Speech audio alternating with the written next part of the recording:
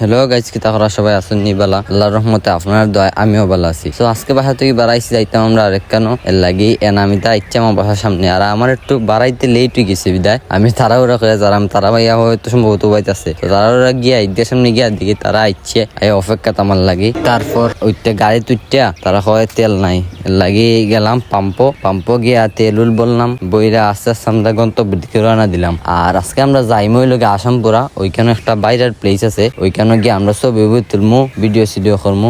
আর ওখানে সম্ভবত গোসলও করন যায় লাগে। আমরা তো আর গোসলের প্রিপারেশন লিয়ে যারাম না, লাগে গোসল করতাম না, লাগে আমরা ধীরে ধীরে রওনা লাইলাম দি।